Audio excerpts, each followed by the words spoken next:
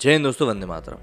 अभी भी मैंने कहीं पर एक ट्वीट पढ़ा और उसमें लिखा हुआ था कि राहुल गांधी ने साफ तौर पर बता दिया है कि दैनिक भास्कर के ऊपर कार्रवाई जो हो रही है वो सिर्फ इसलिए हो रही है क्योंकि दैनिक की छोटी बहन जो है स्वरा भास्कर, उसने सरकार की नीतियों के खिलाफ कुछ जाके को बोल दिया, तो बस उसका बदला वो लोग दैनिक भास्कर से निकाल रहे हैं। अब मुझे नहीं पता इस खबर में कितनी सच्चाई है, लेकिन हाल फिलहाल में जो बात निकल कर सामने आई है वो है जावेद साहब के साथ। जावेद साहब के पास आजकल ऐसा लग रहा है कि ज़्यादा कुछ लिखने के लिए है नहीं। सलीम जावेद की जो जोड़ी थी वो तो कई सालों पहले छूट गई थी, लेकिन ऐसा लगता है कि काम जो मिलना है वो अब बंद हुआ है। मतलब समझ में नहीं आता किस चीज़ के बारे में क्या बोलना है। वैसे भी एक उम्र के बाद इंसान को कब सोच के बोलना चाहिए और जवान लोगों को उनका काम कर देना चाहिए, लेकिन ऐसा होता नहीं है हमारे समाज में।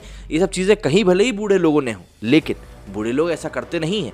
बूढ़े लोगों को कहा जाता है कि भाई जब आपकी 60 की उम्र पार हो जाती है तब आपको वन के लिए प्रस्थान किया जाना चाहिए। देखिए, ये बड़े बुजुर्गों ने ही कहा था खुद के लिए, क्योंकि वो जानते थे कि भाई हम लोगों की जो अकल होती है वो 60 के बाद कुछ ज़्यादा ही एक्टिव हो जाती है और वो नए लोगों के साथ सामंजस्य नहीं बिठा पाती है। लेकिन जो पुराने लोग हैं आज की डेट के, वही पुराने लोग जो पुराने रहे थे उनकी ही बात को मानने से इनकार कर रहे हैं, क्योंकि वो लोग आज भी लगातार मतलब जो होता है ना टिंग डिंग डिंग डिंग डिंग डिंग इंटरफेयर करना बंद नहीं करते। जावेद साहब को ऐसा लगता है कि उनके घर में कई लोगों ने समझाया होगा कि भाई साहब देखिए, आप घर की बातों में बहुत ज़्यादा दखलंदाजी कर रहे हैं, इसलिए आप ट्विटर चलाना शुरू कर दीजिए। और जावेद साहब ने फिर क्या किया, उन्होंने ट्विटर चलाना शुरू कर दिया और आप देखिए उसके बाद वो लगातार नित्य नए ट्वीट के साथ सामने आते हैं और पता नहीं कहाँ से लॉजिक निकाल कर सामने लाते हैं, जिससे कि जो उनके साथ वाले हैं शायद वही एग्री नहीं करेंगे। जैसे कि एग्जाम्पल के लिए जो उन्होंने अभी लेटेस्ट ट्वीट किया जिसके कारण कि वो चर्चा का बिल्कुल विषय बन गए, हॉट टॉपिक बन गए हैं, उसके बारे में जान लीजिए। जावेद साहब ने ट्वीट किया 10:15 बजे उन्होंने ट्वीट किया है 26 तारीख को। वो लिखते हैं कि ओबामास फादर, बैटरी भी खत्म होने वाली, बहुत बढ़िया, एक तो जीवन वैसे ही झंड चल रहा है। हाँ, तो ओबामास फादर वॉज केन्यन, मतलब ओबामा जी के जो पिताजी थे वो केन्या के थे और जो उनकी पैटर्नल मम्मी आंटी हैं वो अभी भी केन्या में ही रहती हैं। लेकिन क्योंकि ओबामा यूएस में जन्म लिया था, इसीलिए उसके पास राइट था कि वो प्रेसिडेंशियल इलेक्शन के लिए कॉन्टेस्ट कर सके। याद रखना, कॉन्टेस्ट की बात कर रहा हूँ यहाँ पे, मैं नहीं कर रहा, सॉरी, जावेद साहब बोल रहे हैं कॉन्टेस्ट कर सके, लड़ सके चुनाव। ठीक है, इसके आगे वहाँ लिखा हुआ है कि Shahjahan was the 5th generation in India, मतलब शाहजहां जो था वो 5वीं पीढ़ी था भारत में। And his grand mom and mom were Rajputani, मतलब उसकी जो एक ग्रैंड मॉम और मम्मी जो थी वो राजपुतानी थे। और साथ उन्होंने ब्रैकेट में लिखा है 75% ब्लड जो है राजपूत है, but they call him a foreigner, उनको फॉरेनर बुलाया। तो पहले तो भाई साहब देखिए, कॉन्टेस्ट करने में और राजा चुने जाने में बहुत ज़्यादा अंतर होता है। राजा चुनने का मतलब होता है जैसे राहुल गांधी जी को राजकुमार बनाए जाने की प्रक्रिया की जा रही है कि भैया इसे ही बनना है, इसे ही बनना है, या फिर जिस प्रकार से वो कांग्रेस पार्टी के अध्यक्ष बार बार बन जाते हैं कि भाई और कोई नहीं मिल रहा, राहुल गांधी जी तो हैं, और कोई नहीं मिल रहा, सोनिया गांधी जी तो हैं। तो घूम फिर के जब एक ही मतलब परिवार में सत्ता का सेंटर घूमता रहे तो उसको चुनाव लड़ना नहीं कहते, उसको कहते हैं भाई तानाशाही कह लीजिए आप, उसको ताजपोशी कह लीजिए आप। वहीं कॉन्टेस्ट करना, जो कि आपने ओबामा के बारे में लिखा है, उसका मतलब होता है चुनाव लड़ना, मतलब आपको जनता चुनेगी, आप खुद से चुन के नहीं आ रहे हैं, या आपका परिवार आपको चुन के बिठा नहीं रहा है, बल्कि आप चुनाव लड़के यहाँ पर आएंगे। तो अब जैसे कि आपको भी ये सुन के लगा होगा कि यार भाई साहब क्या लिख रहे हैं, वैसे भी जोड़ों में दर्द का ऐड तो ये करते ही रहते हैं, तो फिर यहाँ पे क्या हो गया। होता है, देखिए ऐसा है कि होता है, एक स्टेज आती है ज़िंदगी की जहाँ पर इंसान को लगता है कि भाई ये क्या चल रहा है, और फिर वो ट्विटर के ऊपर क्या ही बताएं। तो उन्होंने जब ये चीज़ दी तो सीधी सी बात है, हर क्रिया की एक प्रतिक्रिया आती है और ऐसा ही हुआ भी। कई लोगों ने इसको लेकर ट्विटर के ऊपर रिएक्शन भी दिए, लेकिन उसके पहले ज़रा थोड़ी सी और जानकारी ले लेते हैं हम जावेद अख्तर साहब के बारे में। सबसे पहले तो वे फिल्मों की कहानियाँ और पटकथाएँ लिखा करते थे, जिसमें ब्राह्मण को मजाकिया ढंग से दिखाया जाता था और मौलवियों के लिए इज्जत बढ़ाने वाले किरदार गढ़े जाते थे। फिर वे गीतकार बन बैठे, अकबर की तारीफ में अजीम व शान शहंशाह जैसे गाने लिखे। अब वो ट्विटर ट्रोल हो गए हैं। नाम है जावेद अख्तर, खुद को नास्तिक कहते हैं, नास्तिकों वाला अवार्ड लेते हैं, लेकिन इस्लामी एजेंडे को आगे बढ़ाने के लिए शाहजहां और बराक ओबामा की तुलना करते हुए दिखाई देते हैं। जावेद अख्तर ने एक ट्वीट किया जिसमें उन्होंने ओबामा की बढ़ोतरी करते हुए शाहजहां को भी बीच में घुसा दिया कि भैया शाहजहां कहाँ से कहाँ तक विदेशी था। सबसे पहले बात बराक ओबामा के बारे में करते हैं, जो अमेरिका के पहले अश्वेत राष्ट्रपति थे। हाँ, उनके पिता केन्या से थे, इसके मतलब उनके जो पिताजी थे बराक ओबामा सीनियर केन्या के एक सफल अर्थशास्त्री थे। उनकी मां अन्ना डनहम अमेरिका की एक मानव विज्ञानी। 2008 में राष्ट्रपति चुनाव के प्रचार के दौरान बराक ओबामा ने कहा था कि वो एक केन्याई अश्वेत पिता और अमेरिकी श्वेत मां की संतान है। क्या शाहजहां ने कभी खुद को हिंदू बताया है या खुद के हिंदू होने पर गर्व किया था? नहीं। जावेद ने अपनी इस ट्वीट में लिखा है कि माँ और दादी के हिंदू होने के कारण शाहजहां का खून 75% हिंदू था। अगर शाहजहां 75% हिंदू था तो फिर जावेद अख्तर उसे हिंदू ही क्यों नहीं कहते? क्या 25% मुस्लिम भी मुसलमान हैं?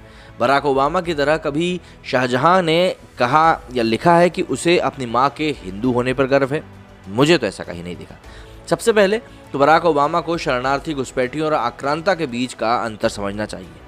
हम उनकी मदद कर देते हैं। जैसे पाकिस्तान से प्रताड़ित हिंदू यहाँ अपनी जान बचाने के लिए आते हैं तो वो कहलाते हैं शरणार्थी, क्योंकि अधिकारियों को इनकी जानकारी होती है और वे चोरी छिपे नहीं आते।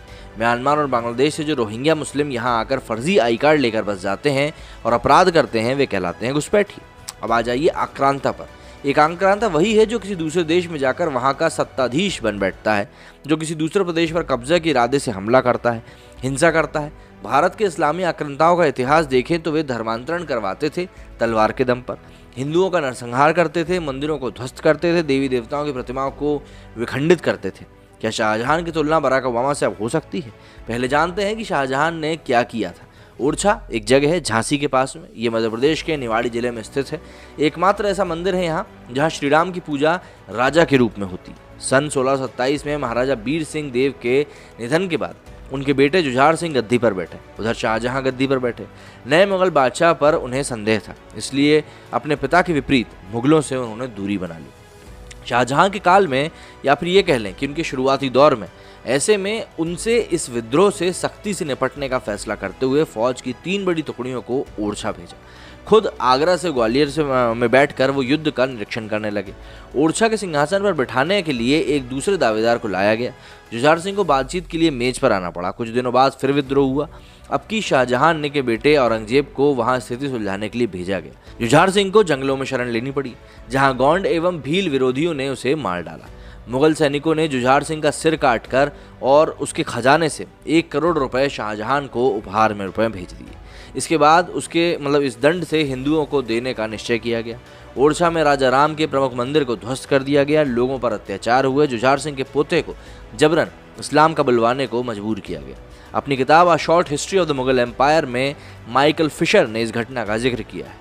ओरछा के चतुर्भुज मंदिर का खजाना भी लूट लिया गया था। इतना ही नहीं, बादशाहनामा में इसका जिक्र है कि शाहजहां ने काशी में निर्माणाधीन या बनकर तैयार हो चुके 76 मंदिरों को ध्वस्त करवा दिया था। इसके जो उनके राजा में मंदिर के निर्माण पर पूरी तरह से पाबंदी लगी हुई थी उसके राज में। अब जावेद अख्तर जवाब दें, क्या कभी बराक ओबामा ने अमेरिका में किसी चर्च को ध्वस्त किया? क्या बराक ओबामा ने कभी ईसाई धर्म को भला बुरा कहा? इनका जवाब है नहीं।